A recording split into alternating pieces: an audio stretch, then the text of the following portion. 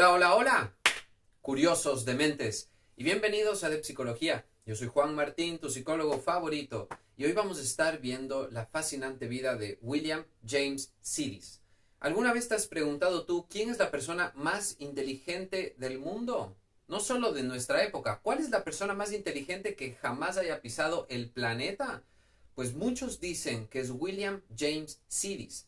Hay controversia sobre su coeficiente intelectual porque como es una persona del pasado, que nació en 1800, murió en el inicio de 1900, pues no habían los estándares con los que hay actualmente para medir las inteligencias. Pero ya han habido fórmulas para poder determinar a lo largo de la historia el coeficiente de cada ser humano.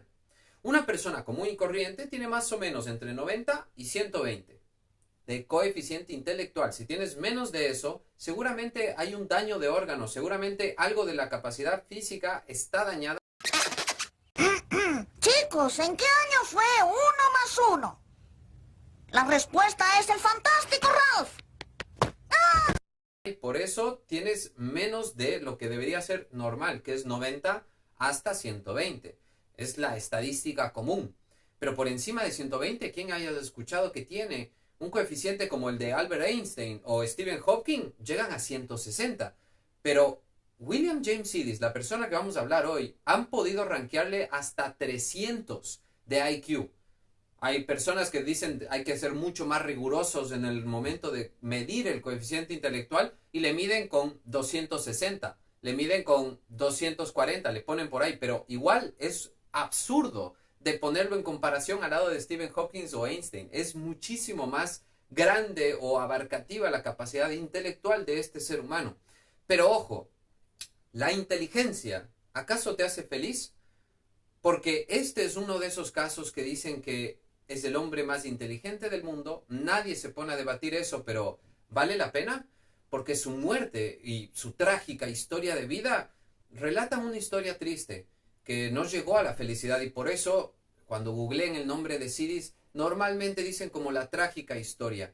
Pero tragedia en el sentido de drama griego, porque su vida es muy buena, tiene una infancia bastante bien, tiene padres que le aman y demás, y vamos a ver cómo aquí la estimulación temprana de la inteligencia juega un papel para ser el hombre más inteligente del mundo, pero al final no consigue la felicidad. Entonces quisiera escuchar en tus comentarios qué opinan, si es que prefieren ser inteligentes, sabios, felices, qué es la fórmula en esta vida que se debería lograr para determinar que el caso, es decir, la vida completa de James Sidis, ¿fue un fracaso o fue un éxito?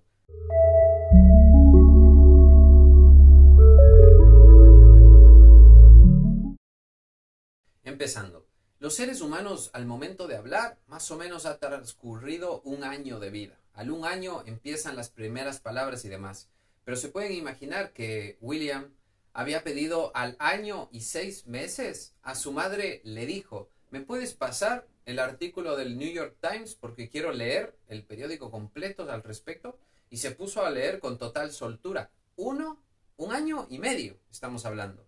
Su madre se llamaba Sara. Era médica y su familia había recalado en Nueva York en 1889 huyendo de los pogromos en Rusia. Sara, cuyo apellido de soltera era Mandelbaum, estudió en la Universidad de Boston y se graduó en la Escuela de Medicina en 1897. Todavía estaba en la facultad cuando conoció a Boris Sidis, médico, psiquiatra y filósofo, que publicó muchos libros y artículos y se destacó principalmente en psicología anormal, un psicólogo que quería ver más allá de la mente humana. Él también era inmigrante, había llegado en 1887 a Estados Unidos, huyendo de la persecución política en su país de origen, Ucrania. Ojo con estos padres que después terminan en Estados Unidos, pero vienen de otros lugares en los que sufrieron cosas fuertes en la vida que ya van a ver cómo implican las decisiones que toman ahí en adelante. El padre tenía 17 años cuando se incorporó al ejército ruso y poco después lo acusaron de enseñar a los campesinos a leer y lo metieron en prisión, donde la policía zarista lo interrogó y le torturó. Así que, viviendo una vida dura y que siempre se censuraba a favor de la educación, un psicólogo, filósofo y una madre médica de oficio dejan sus prácticas profesionales prácticamente para comenzar juntos una nueva vida en Estados Unidos con un experimento que ellos querían probar al mundo entero, que la educación humana era cuestión de estimular a los niños en su curiosidad y no forzarles disciplinas para que tengan que aprender cosas de memoria. Ellos juntos dijeron, vamos a tener una familia y a nuestro hijo lo vamos a educar nosotros mismos en casa y le vamos a convertir en el hombre más inteligente del mundo. I wish I could give you advice about middle school, but I was so smart I skipped it. If you make it to high school, we'll talk. Boris y Sarah, los padres de James Sidis, eran jóvenes y ambiciosos y tenían al destierro como marca de nacimiento. Ambos elaboraron un proyecto un poco controversial, el de tener un hijo y estimularlo convenientemente para que fuera un pequeño genio. Se podría decir que a finales de 1800, inicios de 1900, la mentalidad sobre cómo se debería educar a un niño era un poco infravalorada y se creía que los niños nacían por ADN con más inteligencia o con menos inteligencia, que ya era una cuestión de castas y que no le podías enseñar a un niño a cambiar y a ser un genio o a cambiar su estatus. Y lo que hacía la educación es generar un montón de gente para entrar a las fábricas y demás, pero no para en verdad trabajar la mente humana. Claro, el rico piensa que con una monedita puede comprar al pobre. Como creía que el contexto en donde se impartían las clases era importante, preparó una de las habitaciones de la casa, la más iluminada y alegre, con fotos en las paredes y un escritorio con biblioteca que al principio solo constaba de libros con imágenes y cuentos de hadas. Mucho después, William recordaba todavía ese cuarto. Era un pequeño mundo mágico, decía él. Y el experimento dio frutos. El pequeño William aprobó el tercer curso de primaria en 3 días. Escribió 4 libros, 2 de anatomía y 2 de astronomía entre los 4 y los 8 años. Y era muy bien hecho el libro, es decir, para clases de universidad, no es que era cualquier libro de anatomía. A esa edad hablaba 8 idiomas. Antes de cumplir los 8 años, fue aceptado en el MIT. A los 11 años entró en la Universidad de Harvard y era experto en matemáticas aplicadas. A los 16 años se graduó en medicina. Previo a su muerte, era capaz de hablar cerca de 40 idiomas a la perfección.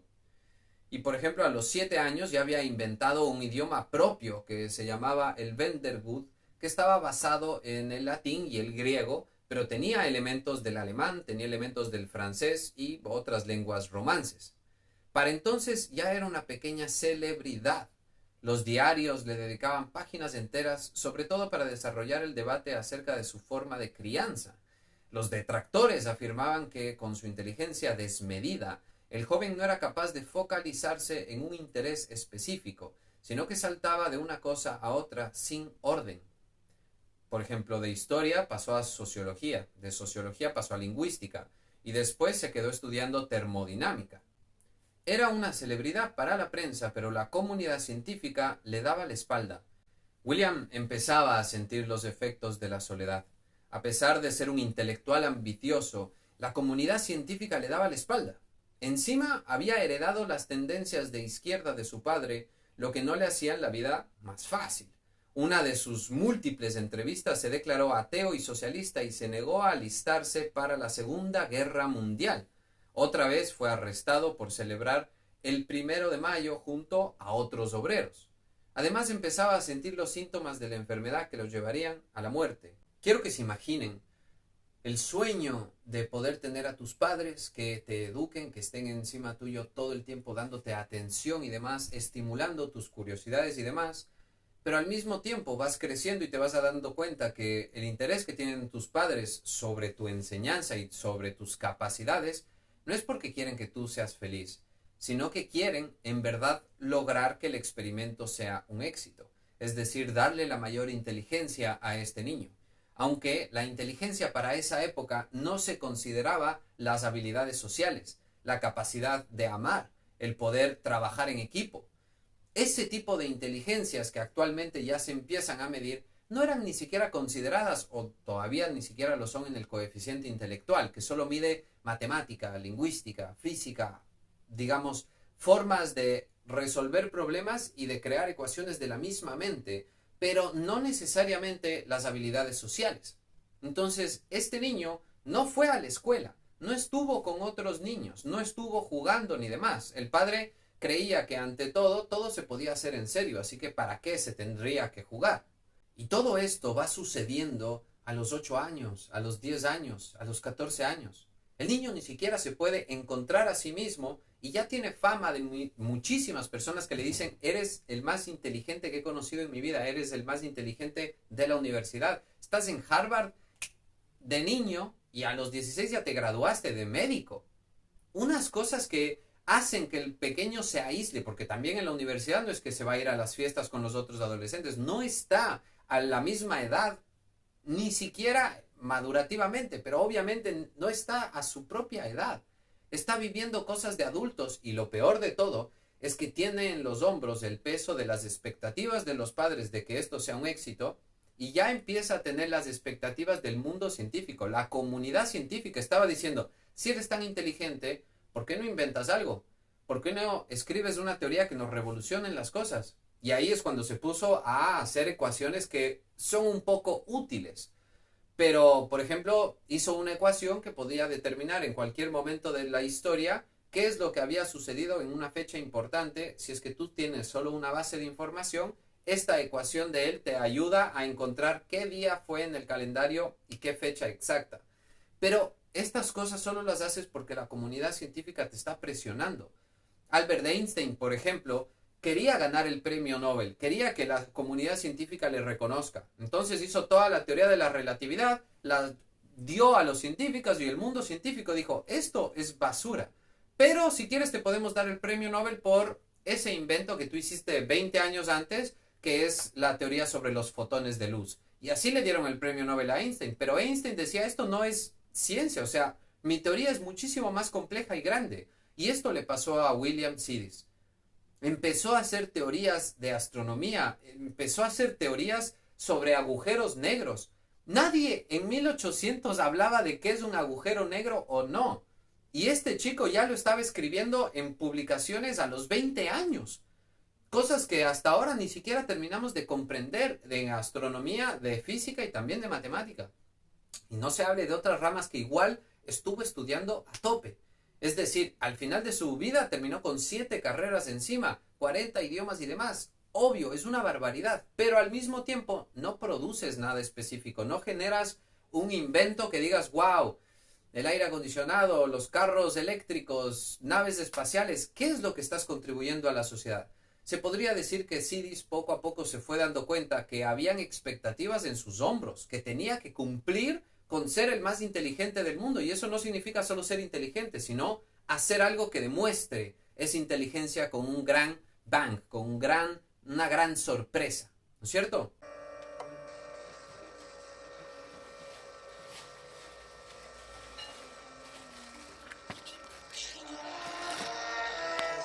¡Funciona!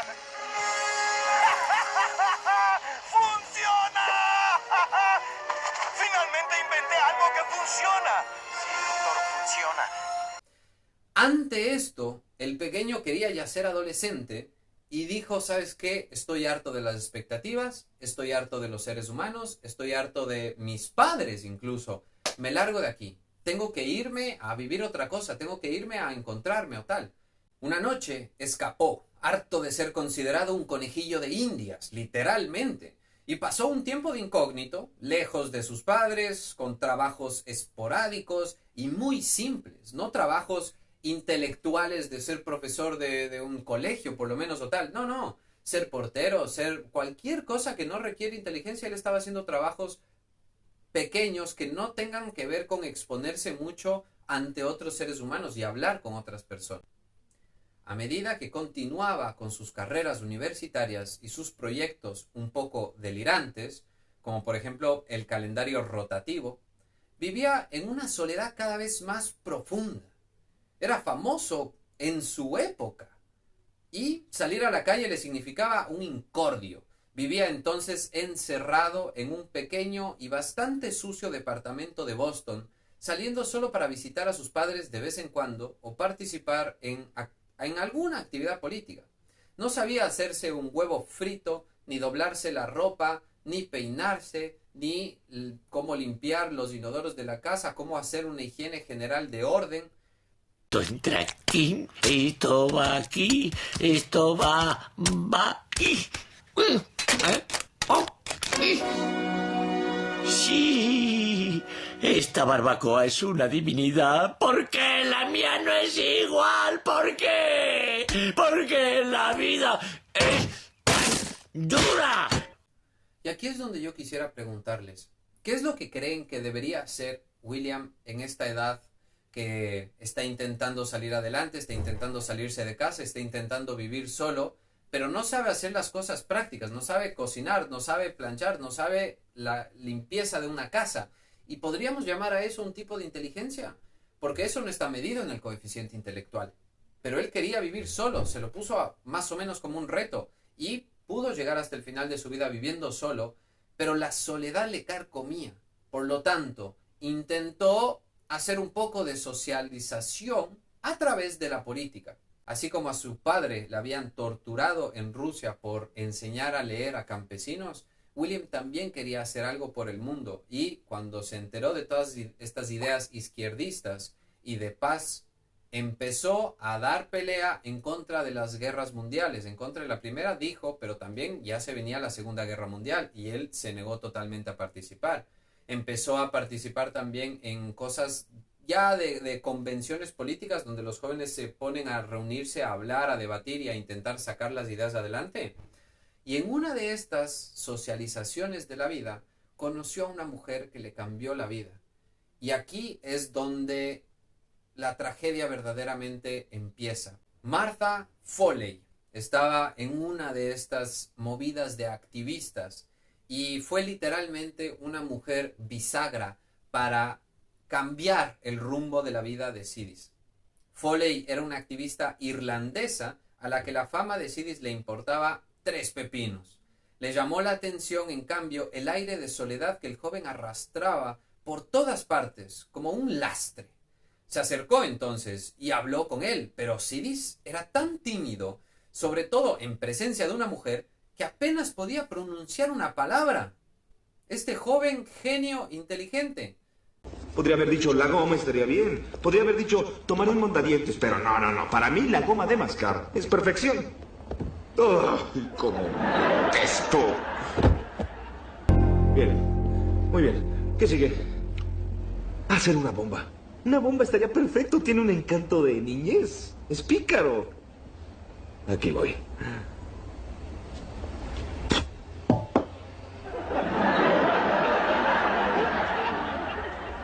Se quedaba lingüista, se quedaba sin palabras ante una mujer. Podemos ver la inteligencia emocional ahí pataleando, pero no se llama inteligencia emocional cuando no está dentro del IQ, ¿no es cierto? Foley representaba para él la vida, desnuda y cruda, que le había sido negada desde su infancia. Y de ahí el miedo, terror. ¿Qué podré hacer con esto? La buscó, sin embargo, en las semanas siguientes y salieron un par de veces juntos. Sidis podía recitar de memoria la tabla periódica de derecha a izquierda, pero era un ignorante absoluto de las convenciones sociales y de esto que sentía cuando estaba al lado de Marta. Él podía explicar los misterios del universo, pero cuando sentía estas cosas por estar al lado de una mujer, no podía ni siquiera procesar lo que estaba sucediendo. Entonces, ¿qué es lo que hace una persona cuando no sabe qué hacer? Generalmente las personas piden consejo a la persona en quien confías. Y Sidis no tenía a nadie más que a su madre y a su padre. Entonces Sidis fue, como un adolescente creciendo, ya joven adulto, y le preguntó a su padre: Padre, ¿qué es el amor? ¿Qué es lo que estoy sintiendo con esta mujer? ¿Qué es lo que debo hacer? ¿Y saben lo que les dijo el padre? El padre le dijo: abandone el amor. Déjale a esa mujer. Tú estás hecho para cosas muchísimo más grandes. Tú estás hecho para ser el hombre más inteligente del mundo. No tienes tiempo para meterte en una relación. No tienes tiempo para criar hijos y tener una familia y demás. Tú estás hecho para ser el genio más grande de la tierra. Y eso se lo tomó a pecho. Simba, me has decepcionado. Terminó con Marta. Y yo sé lo que están pensando ustedes del otro lado de la pantalla. Por favor, no lo hagas. No les hagas caso a tus padres, por favor. Anda y cumple tu deseo. No. Este chico dijo, yo hago caso a mis padres. Yo voy a seguir el consejo que me dieron y voy a dejar toda la relación con ella.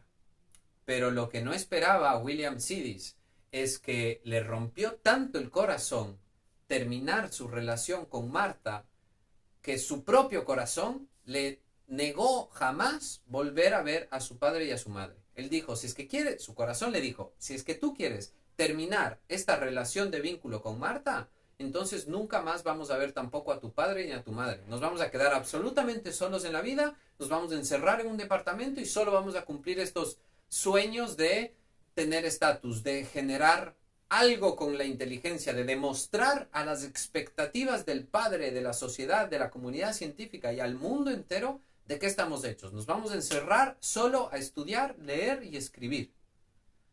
Y eso es lo que hizo. Se encerró en su departamento. Era como estos acumuladores compulsivos que entran de su departamento y todo está hecho un caos y no está limpio y la persona parece un ermitaño antisocial que no quiere salir y demás.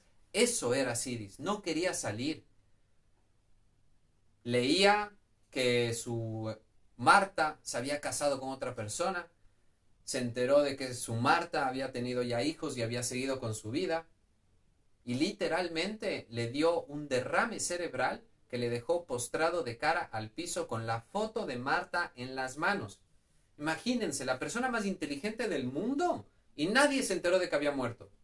Pasaron 7 días desde que se murió para que una persona de limpieza huela y diga algo está mal aquí, entren en su casa y vean el cadáver de la persona más inteligente del mundo de hace 7 días pudriéndose de cara al piso y su cadáver en el piso tenía la foto de Marta. Se encerró en su departamento y se estrujó el cerebro hasta que el cerebro no dio más y sufrió una embolia cerebral en 1944. 17 de julio de 1944 murió William Sidis. Y esta es la pregunta que les dejo a ustedes. ¿Les parece un éxito o un fracaso su vida? Porque lograr cosas, logró. Tuvo la inteligencia más alta del planeta Tierra, pero ¿a costa de qué? ¿Logró ser feliz? Pudo haber conseguido la estimulación y también la felicidad si es que tan solo hubiera mantenido esta relación con la mujer. Pero tarde o temprano estaba destinado a destruirse esa relación. Porque él no tenía inteligencia emocional, porque él tenía otro tipo de dejes, no sabía planchar, no sabía cocinar ni un huevo frito, como les decía. Entonces, de una u otra manera estaba destinado a fallar socialmente.